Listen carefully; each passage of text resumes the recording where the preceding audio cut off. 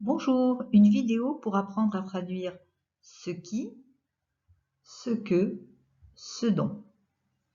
Premier cas, pour reprendre toute une proposition, c'est-à-dire toute une partie de phrase, on va utiliser which qui sera précédé d'une virgule. Dans l'exemple, il est triste, ce qui est normal, ce qui reprend toute la partie de phrase qui précède, il est triste.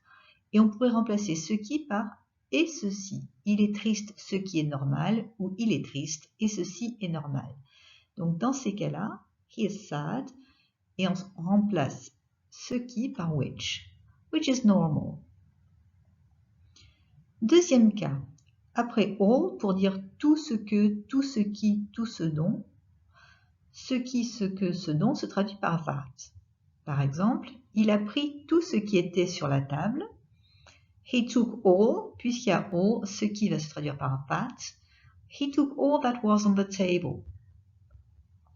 Ce that peut parfois se supprimer. On ne peut le supprimer que si ce qui, ce que, ce dont n'est pas sujet de la préposition qui suit. Si vous n'êtes pas trop fort en grammaire, il suffit de regarder si that est suivi d'un sujet. S'il est suivi d'un sujet, vous pouvez le supprimer parce que cela veut dire que lui-même n'est pas le sujet. Dans les autres cas, il faudra le conserver. Dans l'exemple au-dessus, he took all that was on the table. That est le sujet de was, on ne peut donc pas le supprimer. Par contre, il a pris tout ce dont j'avais besoin. Le sujet de avait besoin, c'est je, donc je vais pouvoir supprimer le that. He took all I needed.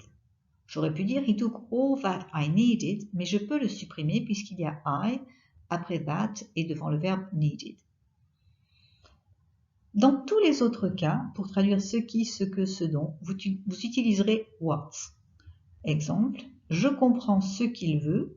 Ici, il n'y a pas de virgule, il n'est pas question de reprendre tout ce qui précède. Il n'y a pas all pour dire tout.